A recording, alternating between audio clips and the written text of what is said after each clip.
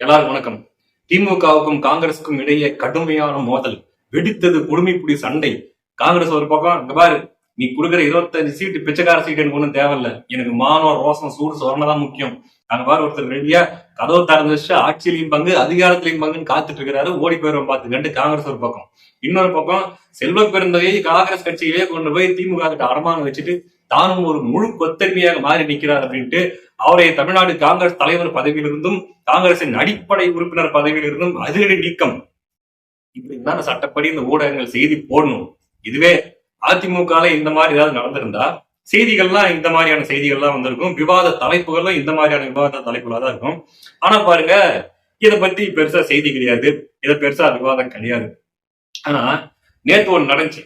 என்ன அப்படின்னா, செங்கோட்டையன் சென்னை வருகிறார், செங்கோட்டையன் டிடிஎஃப் வாசன் டிடிவி தினகரனை சந்திக்கிறார், அப்படி ஏதாச்சும் ஒரு பயங்கரமான ஒரு மாற்றம் நடக்க போகிறது, வெடிக்க போகிறது பிரச்சனைன்ற மாதிரிலாம் எல்லா மீடியாலையும் போட்டுட்டு இருந்தாங்க. அதுக்கப்புறம் கொஞ்ச நேரம் விட்டு செங்கோட்டையன் வெளியே வந்து பிரஸ் மீட் கொடுக்குறாப்புல, நான் யாரையுமே சந்திக்கலையே, நான் எந்த பேச்சுவார்த்தையும் நடத்தலையே, நான் என் பர்சனல் வேலைக்காக சென்னைக்கு வந்தேன், அவ்வளவுதான், மற்றபடிக்கு நான் யாரையுமே சந்திக்கலன்ட்டு செங்கோட்டையன் வந்து பேட்டி கொடுக்குறாரு. ஆனா அங்க என்ன நடந்துச்சு, ஏது நடந்துச்சு, செங்கோட்டையன் எதுக்கு சென்னைக்கு வந்தாரு, எதுவுமே தெரியறதுக்கு முன்னாடி இந்த ஊடகங்களே மொத்தமா செய்தி செங்கோட்டையனும் டிடிவி தினகரனும் சந்திப்பு அப்படின்னு செய்தி போடுறாங்க. அப்படின்னா எவ்வளவு ஒரு அறமற்ற ஒரு கேவலமான ஊடகங்கள். திமுக கிட்ட காசு வாங்கிட்டு கொத்தடிமை வேலை பார்க்கறதுக்கு ஊடகங்கள்ன்றது மக்களுக்காக தான் இருக்கணும். மக்களுக்காக ஏதாச்சும் வேலை செய்யறீங்களா? எப்படியாவது திமுகவுக்கு கெட்ட பேர் வராம தடுக்கணும், திமுகவுடைய மானத்தை காப்பாற்றணும் அப்படின்ட்டு இந்த சந்திரமுகி படத்துல வடிவேல் கொண்டாடிக்கிட்டு இருந்து இப்படி நிக்கிற மாதிரி வந்து நின்றுக்க வேண்டியது. கடவுளே நினைச்சாலும் திமுகவோட மானத்தை காப்பாற்ற முடியாது. இதுக்கு மேல அந்த அளவுக்கு ஒரு ஆட்சியினுடைய லட்சணம் அந்த அளவுக்கு இருக்குது. திமுக கூட்டணிக்குள்ள இருக்கிற அந்த இதெல்லாம் அந்த அளவுக்கு தான் இருக்குது. இன்னும் போக பாருங்க என்னென்ன கோமாளி கூத்துகள் நடக்க போகுதுன்ட்டு. இப்படியாக இருக்கும்போது இப்படி இந்த பக்கம் அதிமுக ஏதாச்சும் நடந்துட்டா மட்டும் அதிமுக அவ்வளவுதான் முடிஞ்சு போச்சு, எங்க இபிஎஸ் அவ்வளவுதான் முடிஞ்சு போச்சு, அங்க பாஜகவும் அதிமுகவும் உடைய போகுது, இப்படியே செய்திகள் போட்டுக்கிட்டு அசிங்கமான வேலை செஞ்சுட்டு இருக்குது இந்த ஊடகங்கள். விஜயகாந்த் அவர்கள் தூண்டி மூஞ்சி மேலே காரி துப்புனா இருப்பாரு, அதுல எந்த தப்பும் இல்லை. அதே மாதிரி திமுகவின் அமைப்பு செயலாளர் ஐயா RS பாரதி அவர்கள் ஒண்ணு சொன்னார்ல, அதெல்லாம் ஒன்னும் தவறு இல்லைன்னு தான் தோணும் இதெல்லாம் பார்க்கும்போது. நேற்று பாருங்க, அதிமுகவுடைய அண்ணன் CV சண்முகம் அவர்கள் காரி துப்பி விட்டுருக்காங்க. காங்கிரஸ் கூட்டணி ஆட்சிதான் அமைப்போம், உங்களுக்கு மான ஈன சூடு சொல்றேன், இந்த கருணாநிதி ஸ்டாலின் போய் கேட்டு பார்ப்போம். பண்ண மாட்டேன். எப்ப பாரு அண்ணாச்சி 4 போச்சு 3 போச்சு 5 அது எத்தனை போனா உனக்கு என்னடா யாதொன்னு பண்ணி குட்டிக்காரன் அடிச்சு குரங்க பண்ணி போட்டு வேளாண் நிறுவனத்திட்ட வாங்கி தின்னுக்கிட்டு திமுக ரொம்ப பலமான கூட்டணியா காட்டணும், அதிமுக அப்படி வீக்கா கூட்டணியா காட்டணும். அங்க தாவேக்கா ஒரு பக்கம் பாரு போறா முட்டா பை மக்களா இருக்காங்க, மரத்து மேல ஏறாங்க, கீழே குதிக்கிறாங்க, அதை பண்றாங்க இதை பண்றேன்னு அதை காட்டணும். இந்த பக்கம் என்டிகே பார்த்து எல்லாம் வேலை வெட்டி இல்லாத பசங்க எதுக்கு மாநாடு நடத்திட்டு இருக்கிறாங்கன்ற மாதிரி காட்டணும். இதான் அவங்க வேலை. உருப்படியா இந்த ஊடகங்கள் பண்ற வேலை ஏதாச்சும் ஒண்ணு கூட கிடையாது. உண்மையாவே திமுகவுக்கும் காங்கிரஸுக்கும் இடையில விரிசல் இருக்குது, பிரச்சனை இருக்குது. நான் முதல்ல சொன்ன மாதிரி செல்வ பெருந்தகையே கட்சி தலைவர் பதவியிலிருந்து தூக்கிறதுக்கான அத்தனை வாய்ப்புகளும் இருக்குது.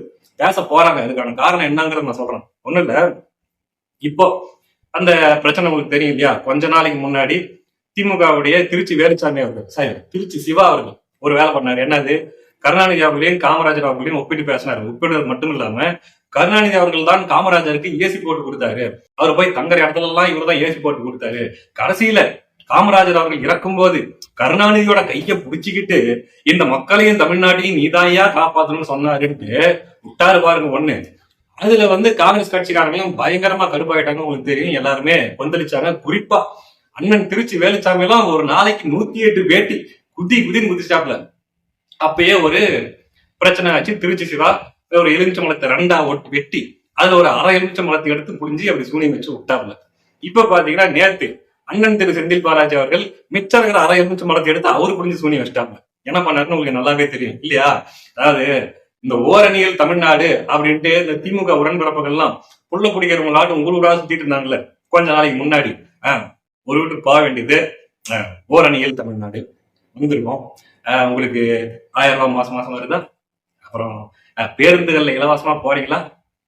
ஒரு ஓடிபி வரும், சொல்லுங்க, அவ்வளவுதான். ஓரணியில் தமிழ்நாடு முடிஞ்சு ஸ்டிக்கர் ஓட்டி விட்டு கிளம்பிட வேண்டியது. இப்படி தமிழ்நாட்டில் இருக்கிற ஒட்டுமொத்த பேரையும் திமுக உடன்பிறப்புகளா மாத்திரணுன்ற முயற்சியில இதை பண்ணிட்டு இருந்தாங்க. அதான் நம்ம அண்ணன் செந்தில் பாலாஜி என்ன பண்றாரு, அதை என்ன நீங்க மட்டும் தான் ஓரணியில் தமிழ்நாடு பண்ணுவீங்களா, நான் பண்றேன் பாரு அப்படின்ட்டு மக்களை போய் சந்திக்காம நேர கூட்டணி கட்சிகளுக்கு வந்துட்டாரு. போய் காங்கிரஸ் கிட்ட ஓரணியில் தமிழ்நாடு வந்துருங்க அப்படின்னு இருக்காரு. எதை ஓரணியில் தமிழ்நாடா? நம்ம ஏற்கனவே ஓரணியில் தான் இருக்கிறோம், கூட்டணியில் தான் இருக்கிறோம். அந்த ஓரணியில் தமிழ்நாடு இல்ல, நம்ம அண்ணன் தளபதி அவர்களுடைய தலைமையில் இருக்கிற வந்துருங்க அப்படின்னு இருக்கிறாரு. அப்புறம் கொஞ்ச நேரம் விட்டு ஒரு போனை போட்டு உங்க கட்சியில காங்கிரஸ் கட்சியில கரூர்ல மகளிர் அணி தலைவர் எஸ் கவிதான்னு ஒருத்தங்க இருந்தாங்களா? ஆமா, அண்ணன் எடுத்துக்கிட்டாங்க. இது இல்ல அது கட்சிக்கா திமுக கட்சிக்கு எடுத்துக்கிட்டான் அப்படிங்கிற மாதிரி ஒண்ணு நடத்தினார் இல்லையா?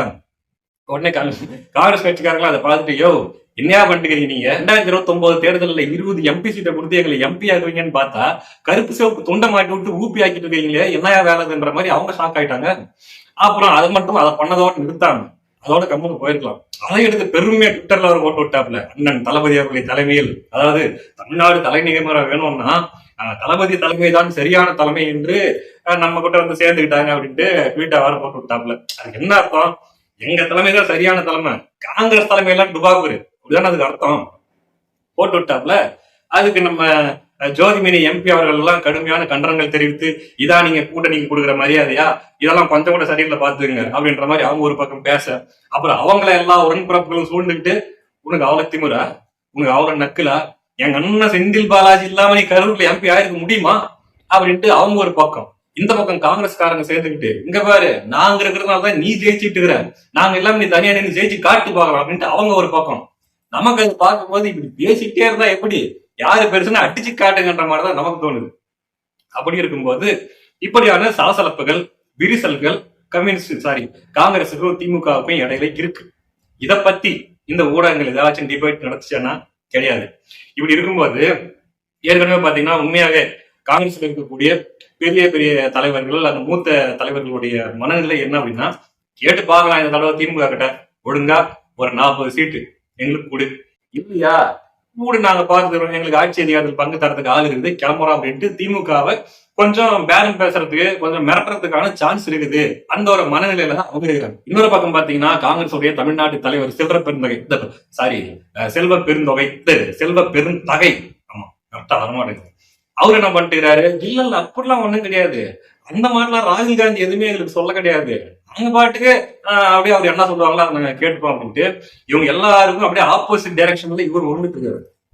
அந்த ஒரு கோபம், அந்த ஒரு எரிச்சல் வந்து மற்ற தலைவர்களுக்கு இருக்கு. நீங்களே பாத்தீங்க KS அழகிரி அவர்கள் என்ன பேசினாருன்ட்டு, இந்த தடவை ஜூஸை நாங்க குடிச்சுட்டு சக்கையை அவங்க வாயில திணிக்காம வர மாட்டோம்ட்டு அவர் ஒரு பக்கம், இன்னொரு MLA போய் மேடையில் 117 தொகுதியை நாங்க கேட்போம் அப்படின்ட்டு அவங்க ஒரு பக்கம். இப்படியாக அந்த காங்கிரஸ் உடைய தமிழ்நாட்டில் இருக்கிற மற்ற நிர்வாகிகள் எல்லாம் ஒரு மைண்ட் செட்ல இருக்கும்போது இவர் முழு கொத்தரிமையாவே மாறி, யாரு செல்வ பெருந்தகை திமுகவுடைய கொத்தரிமையாவே மாறி திமுகவுக்கு சாதகமா அவர் பேசிட்டு இருக்காரு. இந்த ஒரு கோபம் அவங்களுக்கு இருக்குது. இன்னொரு விஷயம், நீங்க ஒரு விஷயம் கவனிச்சிங்களா, நேத்து பாத்தீங்கன்னா எதேச்சியா செல்வ பெருந்தகை அவர்களும் அண்ணன் சீமான் அவர்களும் ஒரு இடத்துல சந்திக்கிறாங்க. அது என்ன இடம்ன்றது சரியா தெரியல, ஒரு இடத்துல சந்திக்கிறாங்க, இப்போ வந்திருக்கிறாங்கன்னு வச்சுக்கலாம் ஒரு நிகழ்ச்சிக்கு. சந்திக்கும் போது திடீர்னு செல்வ பெருந்தகை அவர்கள் அண்ணன் சீமான் அவர்களிடம் பேசுறதுக்கு எவ்வளவு விஷயங்கள் இருக்கு, பேசலாம். ஆனா என்ன கேட்டிருக்காரு, அணில் பிரச்சனை எல்லாம் எப்படி போயிட்டு இருக்குது, அணில் பிரச்சனை இப்ப நம்ம பாக்குறோம் விஜய் அவர்கள் பாஜகவை தான் கொள்கை எதிரி அப்படின்ட்டு முன்னிறுத்துறாரு. காங்கிரஸை பத்தி ஒரு விமர்சனமும் அவர் வைக்கிறது கிடையாது. இன்ஃபேக்ட் காங்கிரஸ் வந்து தன்னோட கூட்டணிக்கு வரணும் அப்படின்ட்டு அவர் எதிர்பார்க்கிறாரு, காத்துட்டு இருக்காரு. குறிப்பா திமுகவோட கூட்டணியில் இருக்கிற கட்சிகள் தன்னோட கூட்டணிக்கு வந்தா நல்லா இருக்கும்னு அவர் எதிர்பார்க்க. அதே மாதிரி காங்கிரஸ் பாத்தீங்கன்னா மற்ற நிர்வாகிகள் எல்லாமே விஜயை வச்சு நம்ம பேரம் பேசும், இல்ல மரியாதை கிடைக்கல அப்படின்னா நம்ம பேசாம அங்கேயே போயிடலாம் அப்படின்ற ஒரு மனநிலையில் இருக்கிறாங்க. இந்த நேரத்துல இவர் பேசக்கூடிய இந்த பேச்சு அணில் பிரச்சனை எப்படி போயிட்டு இருக்குதுன்னு கேட்கறது உங்களுக்கு நல்லாவே தெரியும். கொஞ்ச நாளாகவே அண்ணன் சீமான் அவர்கள் விஜய் அவர்களை கடுமையாக விமர்சிச்சு வராரு, தாவேக்காவை விமர்சிக்காரு. குறிப்பா அணில் அணில் அணிலே அணிலே ஓரம் போ, அணில் ஜங்கிள் ஜங்கிள் தானே கத்தணும், எதுக்கு அங்கிள் அங்கிள்னு கத்திட்டு இருக்குது.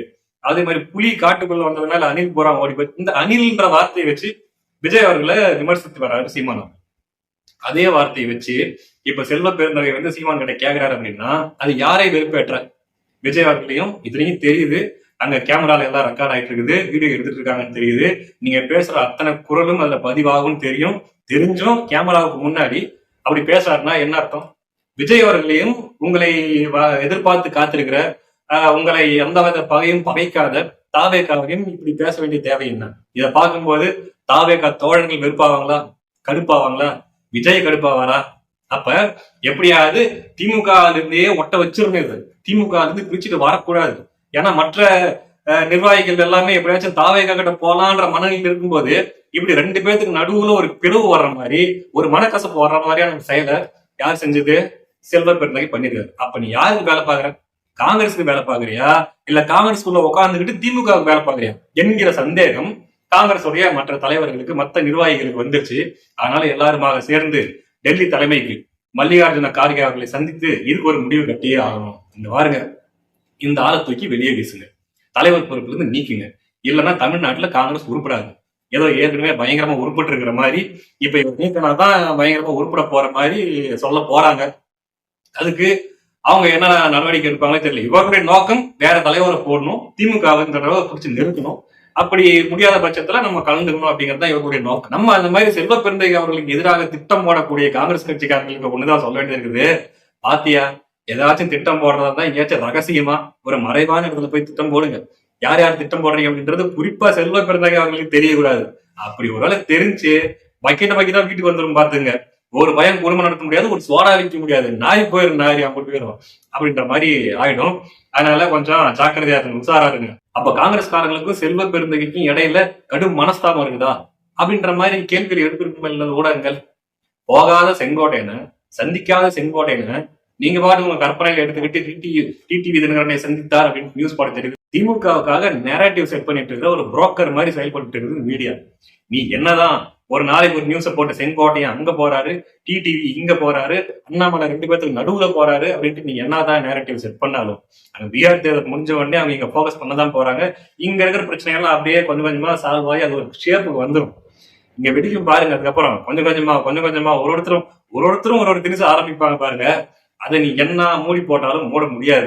திமுகவுக்கு இப்படி ஒரு பிரச்சனை வரத்தாம் போது கூட்டணிக்குள்ள ஐயா ஸ்டாலின் அவர்கள் மண்டை பிச்சுக்குதான் இல்ல வேண்டாம், ஸ்டாலின் அவர்கள் மண்டை குழம்புதான் போறாரு.